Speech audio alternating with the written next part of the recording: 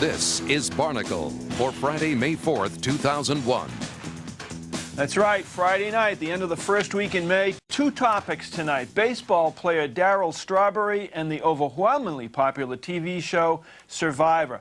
Darryl Strawberry survived again today in court in Florida. We're going to have a debate on whether repeat drug offenders should be jailed or treated. First, let's go to our panel. Psychologist Suzanne Lopez, Brian Gralnick, board member and former director of Students for a Sensible Drug Policy Enforcement expert Brian Reich, and Reverend Jeffrey Haynes, executive director of the Reach Out and Touch organization, a social service organization offering a vast range of help to the Chicago community with homeless shelters, halfway houses, food drives, and youth entrepreneurship projects, to name just a few. Reverend Haynes, let's start with you if we could, please. We saw Darryl Strawberry on TV at the top of this hour. I'm going to assume, correct me if I'm wrong, that there are a lot of young guys, maybe in the Cabrini projects in Chicago right now, tonight, with just as much talent as Darryl Strawberry has, just as big a habit, certainly not the celebrity that he has, and they're down the drain. Their lives are down the drain. What's the difference? Why do we have a double standard? Well, that's a very good question. And not only should we look at the Cabrini Green projects in Chicago and look at just Mr. Strawberry, which represent just pretty much African-American population. One thing we need to be clear about, that drugs does not discriminate, that it affects the total society no matter what the race is, no matter what your religion is, no matter what your economic background is. And so drugs do not discriminate. I think we need to have one set of laws, one set of rules that apply to the have and to the have-nots. In reference to Mr. Strawberry, I first would like to say I think the whole country is sensitive to his illness and hope that he gets the proper care. But we have to realize that Mr. Strawberry has been accused of being very violent. Supposedly broke his ex-wife's nose, supposedly pulled a gun on her.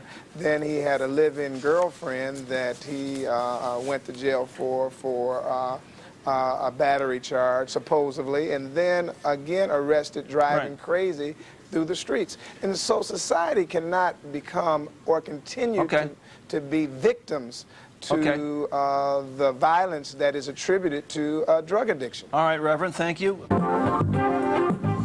Good morning, everyone. I'm Rick Rosenthal. And I'm Allison Payne. Chicago's murder rate is skyrocketing. Last month, there were 120 homicides in the city, topping the old record of 117 set back in 1974. The streets are almost literally out of control, and residents, many of whom live in fear, want something done about it. Joining us today to discuss this issue, Cook County State's Attorney Jack O'Malley and community activist Jeff Haynes, head of Chicago's Reach Out and Touch program. Jeff, I'd like to start the questioning with you. What does a typical evening look like for Jeff Haynes when you're actually out there dealing with people on the street? You know, Rick, it's not a pretty picture because we're losing so many youngsters, but it's kind of scary when we look at our youngsters basically not having a direction, you know. So what we have to do is to go out in the streets where the problems occur.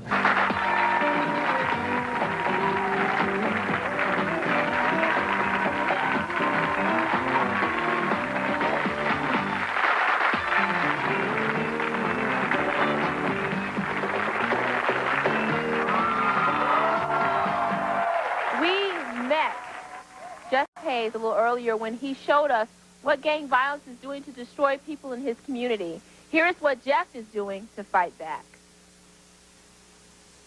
This is a facility where we help young men and males to overcome drug addictions, and mostly young men to help them to overcome the battle that they're facing with gang activity. Come on with me and I'll show you around.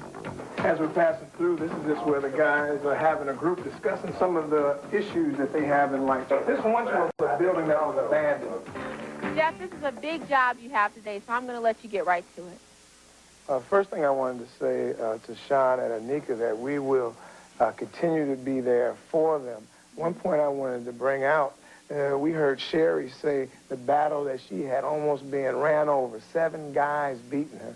A society has to realize what Sean and Anika are faced with every day. They're from that same community Sherry's from.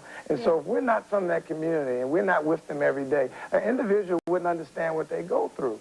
A lot of us probably would have given into the gang if we would have been in their circumstance. I don't condone gang violence on no level. Yes. I mean, at all, period. You heard Sean say she came from a broken home where her dad's there now. I mean, it's great. But she didn't become that way overnight. I mean, she was brought up in that type of environment. I mean, that's all she knew. So it's up to the people that are down in them to say, well, okay, we have something for you. I mean, we have to provide a way out for these kids. It's millions of Sean's and Anikas in our own homes, in our own communities. So what we have to do as a society, together, collectively, we have to rid our communities of gangs and drugs. This young man, I don't agree with what he said, but I understand. Phil Walters shows us how crime and violence make children vulnerable to gang recruitment. Jeffrey Haynes runs a youth center in West Englewood. These are his kids. The 10-year-olds get messed with about being in the gang and certain gangs. The older kids here try to coax the younger ones off the streets and into the center. Sometimes they cannot. You put all your time into trying to help this little child, and then something happens to them. They end up going the wrong way, and they end up getting shot or something. It's really hurt. But the killing makes them try harder. God, thank you for letting us see another day. Thank you, God, for letting us see another day. That's the prayer.